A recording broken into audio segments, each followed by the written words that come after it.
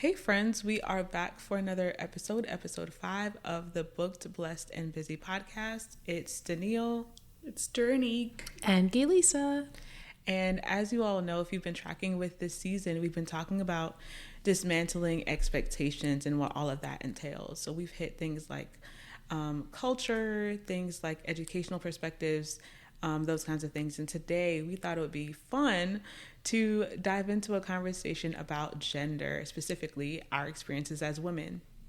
We want to start with a quote that Tracy Ellis Ross said. She was in a master class with Oprah on the OWN network, and she said, "I, like many of us, was taught to grow up dreaming of my wedding and not my life, and also to be chosen. Well, here's the thing. I'm the chooser, and I can choose to get married if I want to, but in the meantime, I am choicefully single." Hey, Tracy. She came with all the energy. In that part, if I recall correctly, I think they were talking about just the way that her life has panned out in not having children and kind of what this journey has looked like pertaining to expectations, what others think about this, all these kinds of things. So she was declaring that she is choicefully single and doesn't have to live up to the expectations of, the little girls who dream of having a wedding when they're younger. And all this, though, I think a lot of this is highlighting, to start out with, like, gender roles, right? Yes. The fact that girls, many, not all, many girls grow up dreaming of their wedding by age, 15, 16. People have a Pinterest of, the type of wedding dress they want and the wedding colors. I'm so guilty. Oh, you do? Yeah, we have, Pinterest boards and vision boards and conversations about, what we want the wedding dress to be and the type. I am also guilty. And the bridesmaids' dresses already done. Yes, and thinking about who the bridesmaids will be. Yeah. And then, as friendships change and, evolve, sometimes people get taken off this list and put onto this list. Mm-hmm. Lots of things happen. But I think that's a thing that we have been socialized to do, maybe. And I'm not sure. We don't have the male perspective, but I'm not sure that they dream in the same way that we dream. Like, what do y'all think? I wonder if they dream more of, like, success. More than we dream of success. Their dream looks different. Right. I think their dream is success-based. Like, I'm going to make sure I make a lot of money. I have a big house. Whereas for us, it's family and some of those things. So that's what I thought of. Yeah, but what's unique though, as like I said, in diving into gender roles, I think it's interesting that potentially they dream different, and then the expectation within the household is in these same realms. Yeah. Right. So if they grow up, which again we don't have this perspective, but if they grow up dreaming of success and what life will be, what their finances will look like, we sort of tend to be socialized to grow up thinking about marriage and family and how do I want to raise my kids and what neighborhood do I want to live in and those kinds of things. I find it interesting that when we get into relationships or into marriages, often it's the same kind of structure that develops, even without like intentionality. Yeah, I think in that same vein, let me go off into saying this, going back to the quote, right? And thinking about the idea that yes, there are some of us who have a choice, and we not some of us, all of us have a choice, and we get to choose the kind of life that we want to live when it comes to relationship, when it comes to gender roles and expectations. And then we also take into consideration there are some of us who already kind of fit into the norm of what society kind of says traditionally women should do. I think there's this expectation that you're like, some women are like the other kind of thing, or like there's an anomaly that if you fit on either side of the pendulum, like we can't agree to disagree kind of thing. And the both of us are still respected as women, regardless of our choice to be a chooser and to choose a different kind of life that may mean being single and being content in that versus a life where I choose to be married and I followed more of like the traditional sense of what a woman would normally look for per se. Does it make sense? Like there's an attitude towards allowing people to choose what they actually want. Yeah.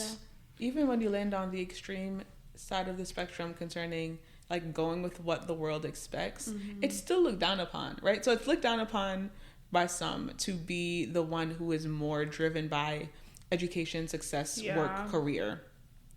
It also, though, there's a tinge of it. I feel like society is trying to get there, but I think there's also a tinge of looking down on those who choose to be stay-at-home moms, who choose that, like, what they want to do is care for their household. It's like, that's it. Right. I'm not gonna lie. I was guilty of that because one of my friends, we had a conversation one time, and I'm like, you are extremely smart, and she's like, when I see my life, I see myself being a stay-at-home mom, and I'm like, what? And I had to respectfully hear her out because for me, at least for right now, I am so success driven. I am so education driven. It also got me thinking of why can't I have both? Why can't I have the family and the education and be successful? Why can't I be the person traveling for my family, doing all the business trips and still coming home to little kiddos if I want them? And that's the next thing. If I want them. Right. You want to expound a bit more? No, I'll leave that right there. Okay. But I think that's a significant thing to consider, though. And I think that goes right back to the quote that you get to consider for yourself if this is a narrative that you actually want. If you want marriage, if you want children.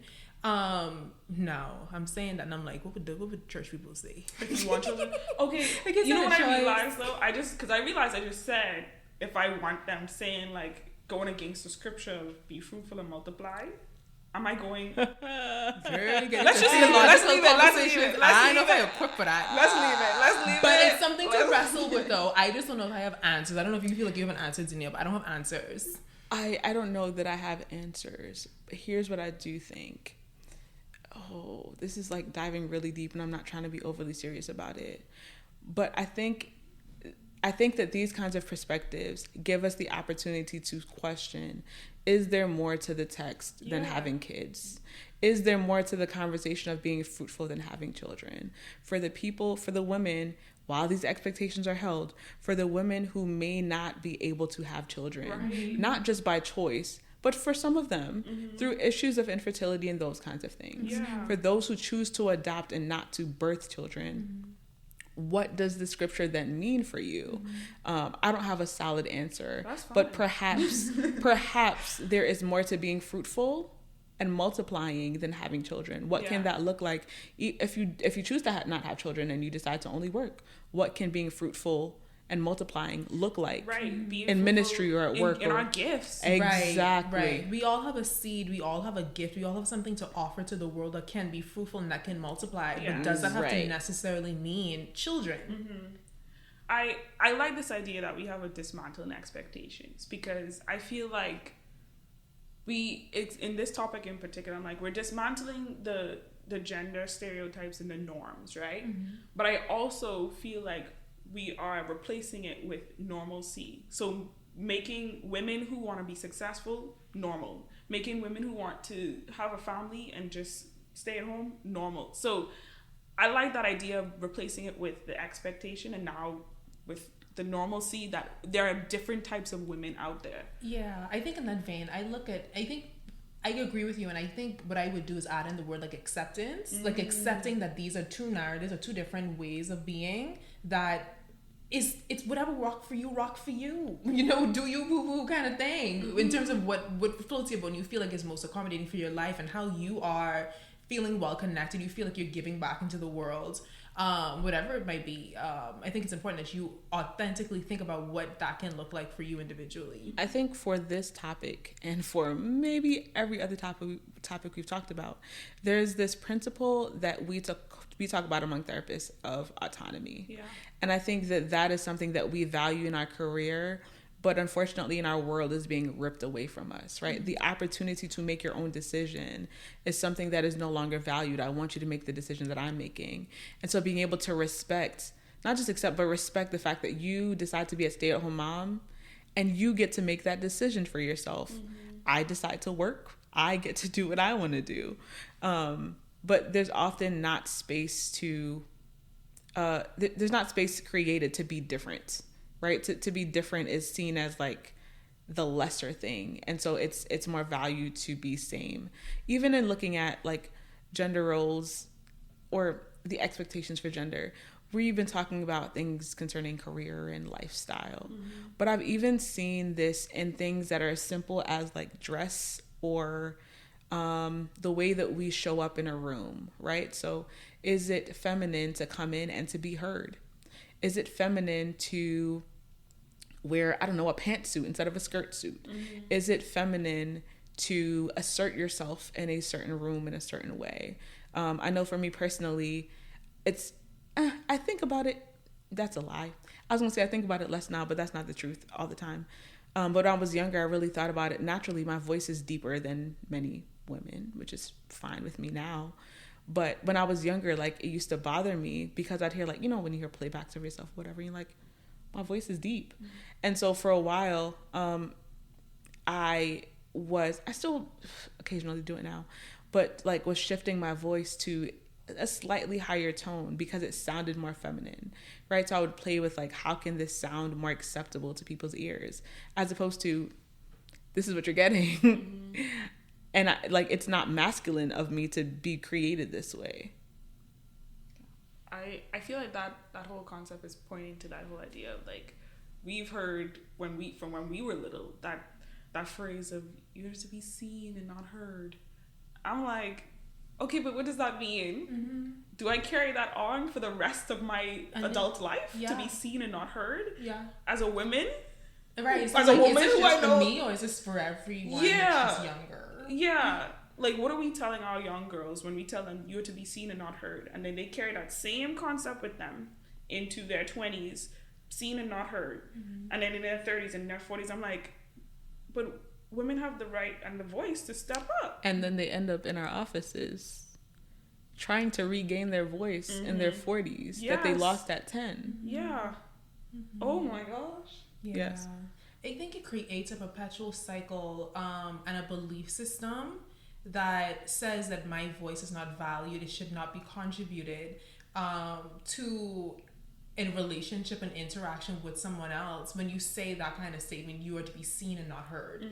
There's some kind of like outright dismissal of who you are, it feels like, as a person, and you're not being welcomed in. You're being put into a box and saying this is the under these conditions is where you are able to engage in the room. And as we're highlighting the kind of message that begins to communicate moving on in life, I think when you think about it now, we apply it to like in the workplace, we think about it in relationships, we think about it even within your own self. Like thinking that I'm not allowed to be able to show the fullness of myself. I'm only able to show portions or a part of myself. I'm just thinking about how much that robs someone of the experience of being able to see themselves as powerful, being able to see themselves as worthy, and being able to see themselves as someone who is a valuable contributor to like society and to like their relationships. Like, it's not just about catering to the needs of others. Your needs also need to be catered to as well. Right. And it deserves to be seen and heard. How that gonna happen if you're supposed to be seen and not heard? Right. And are you even truthfully being seen if you're not being heard? They go hand in hand, honey. Yeah. Even as you talked about, like, are you able to show up in the fullness of yourself? And as powerful as you are, I think about even this expectation of the fact that women should be like gentle and soft-spoken, which I've always hated because that's not me. Naturally, like my voice in a room tends to be assertive. I also hate the term of being called aggressive, but that's a different situation.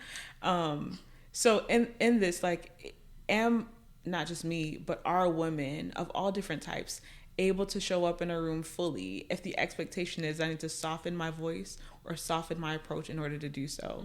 The fact that I need to like hold myself back from maybe 100% of me and give you 50 because that's all you can take.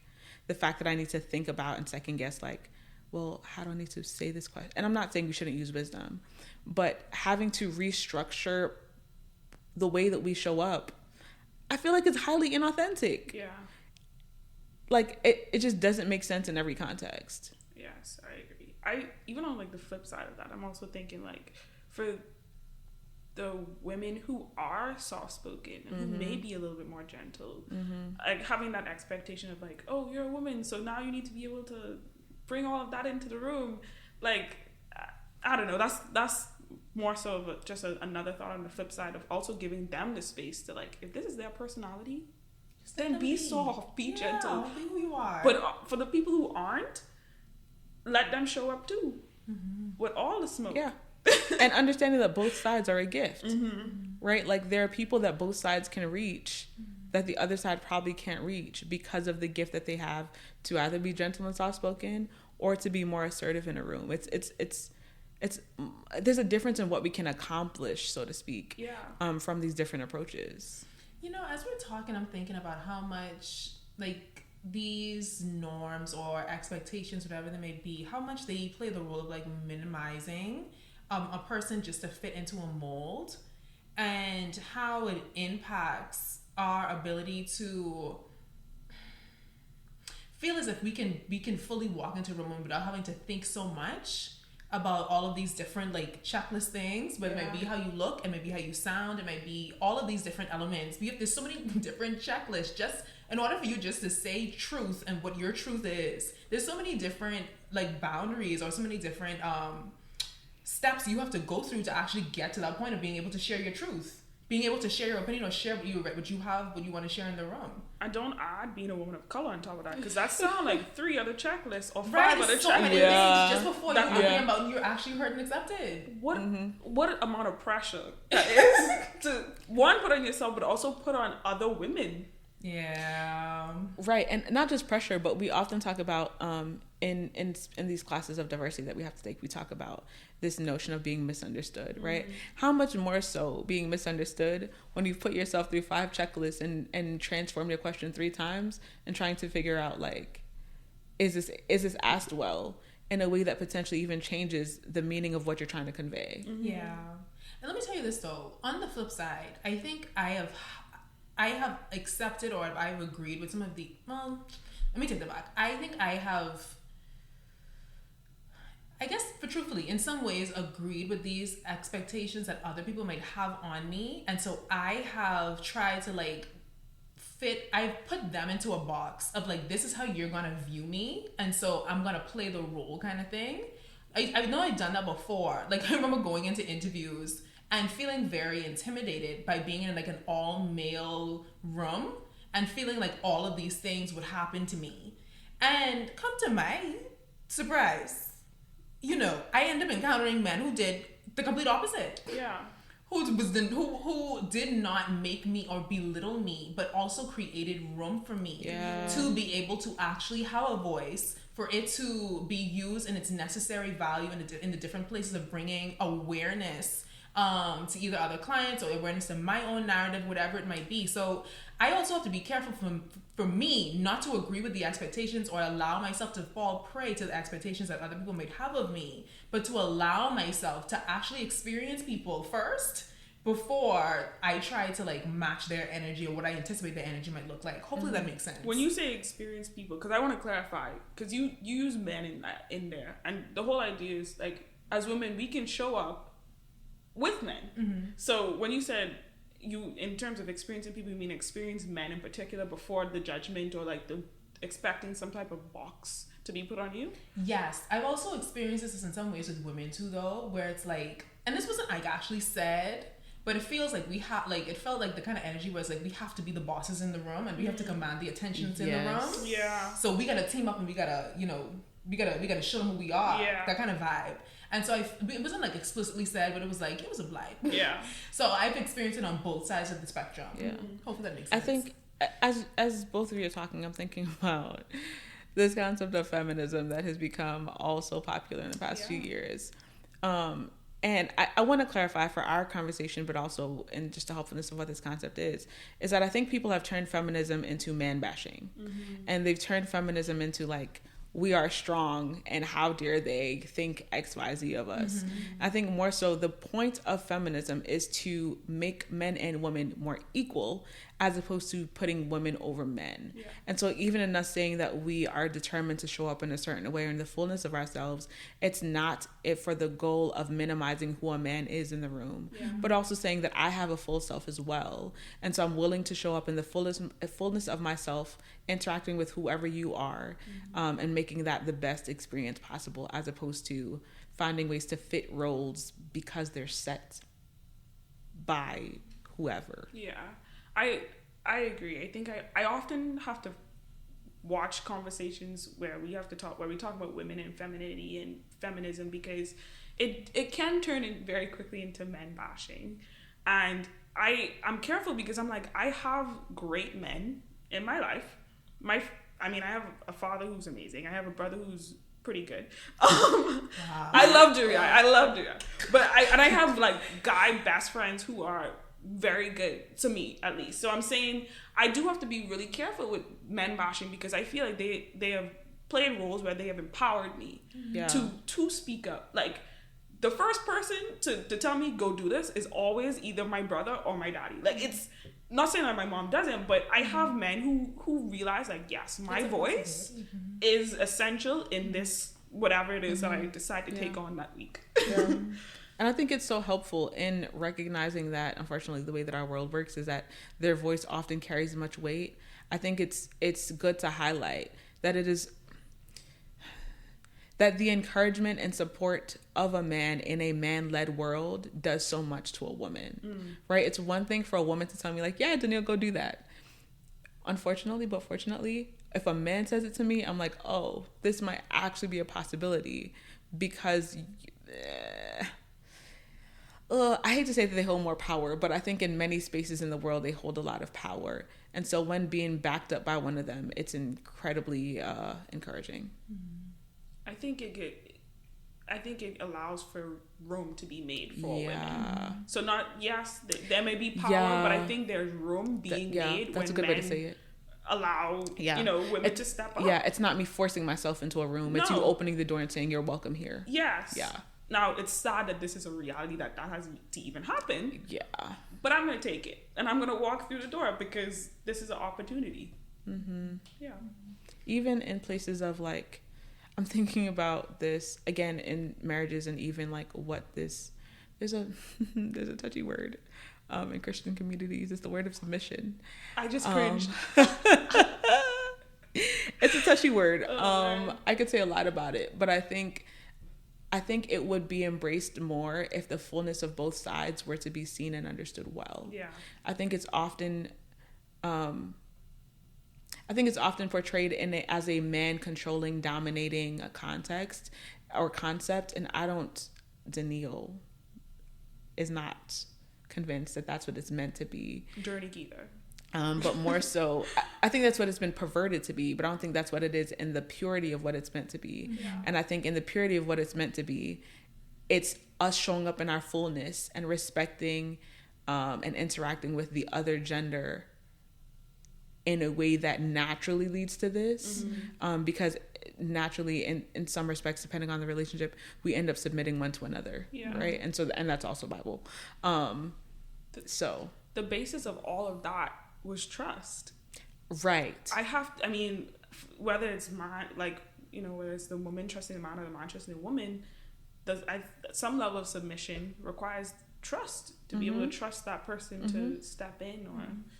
Yeah. And to kind of piggyback, to open it up and tie some things up, like how we were talking about before with men opening up that space. And it doesn't always have to necessarily be them opening it up, but especially in spaces when women have been oppressed or have not been given that opportunity to have a voice, it is extra. It like adds another layer of like encouragement when they take that initiative and they open up their space.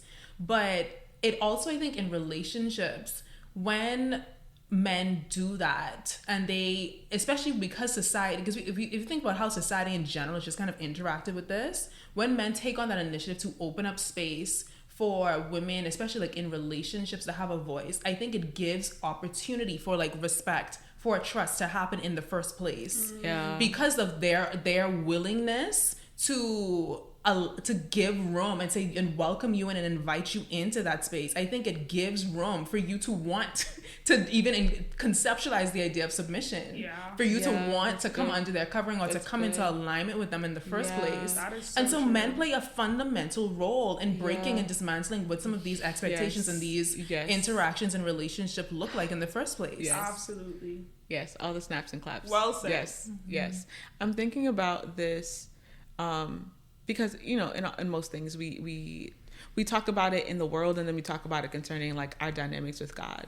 And I'm thinking about like even these levels of submission, and oftentimes it's a thing that we repulse, not to Neil, but some people repulse in terms of marriage relationships. But I think about sometimes like, even in this, how is it making me a better woman in the way that I submit to God first?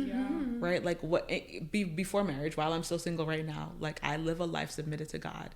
And what does that mean in my womanhood, and the fact that I interact with God through the entity of being a woman? What does that look like in my relationship with God? And I think it's still some of these pieces that we're touching on in places of trust, respect, obviously, but also just building relationship, right? And so the way that we build a relationship with each other in our most full selves creates opportunities for these kinds of healthy interactions. Right. I want to clarify something too before we move on, because I don't want it to come across like I'm saying like men have the responsibility of doing these stuff either. They play a role in it. And like even could happen in relationships with other women, where a woman might have certain access in like people that she might know in her network, things of that nature.